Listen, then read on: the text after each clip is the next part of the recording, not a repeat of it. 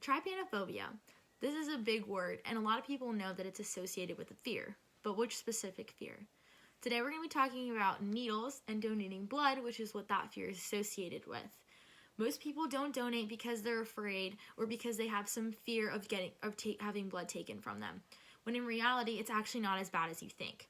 I'll be discussing some of the major reasons why donating blood has way more pros than cons, and how it's important to remember that anyone could need a blood transfusion at some point in their life, and that blood does not always stay good. So it's really important to give back to your community when you might one day need it for yourself. So let's start talking about some of the major reasons why donating blood is a huge issue in the United States. So according to the Red Cross, which is one of the top blood donation centers in the United States in 2017, apparently blood is needed every 2 seconds in this country. So that's a lot of people every day that are in need of blood donations.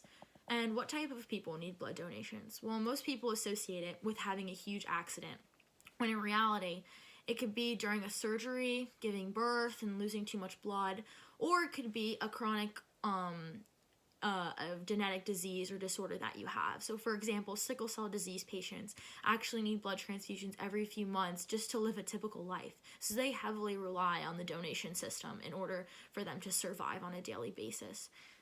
And it's really important to also remember that blood donations do not last forever. They expire.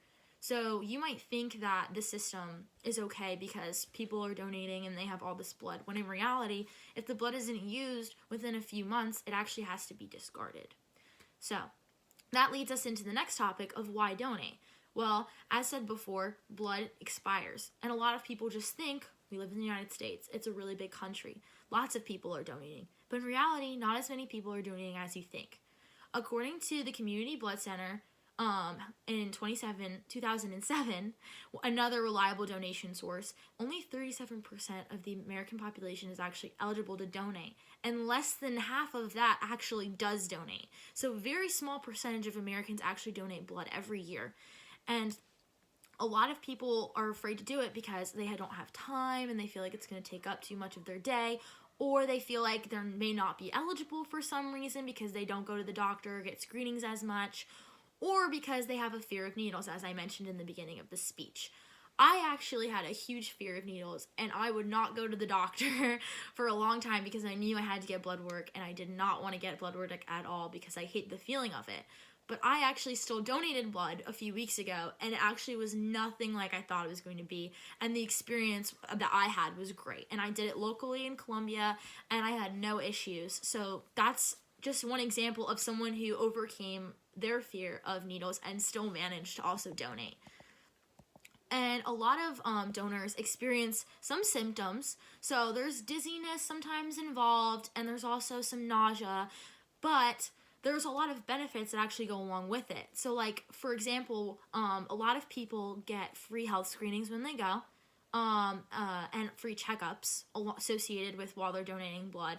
And for like me, I got to find out my hemoglobin, my pulse, my heart rate, and things like that, and I only go to the doctor once a year. So for me, it was nice to go and to feel updated with my healthcare and know, okay, I'm doing well and I'm fine.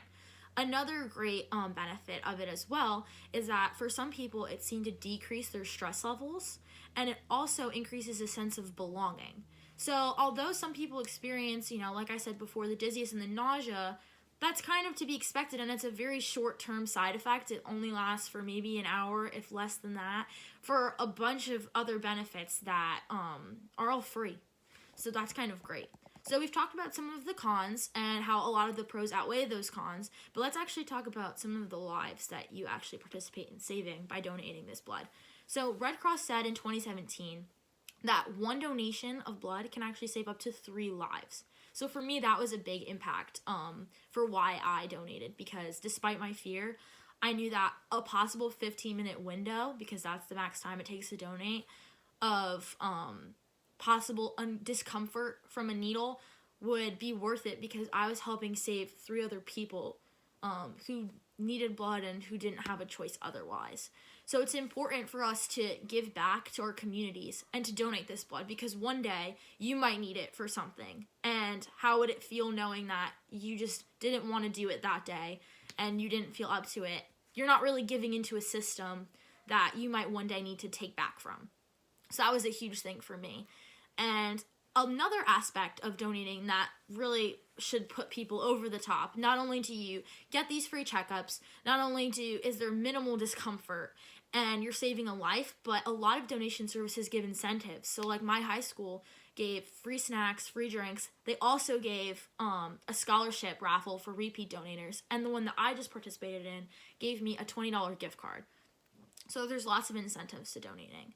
So to kind of wrap this up, donating is a big deal in the United States. We need more blood, and it's important to give back to your community because you might one day also need it as well. If you're capable of saving a life, you should do it. I personally have done it, and I thought it was a great experience, and I will definitely be donating again.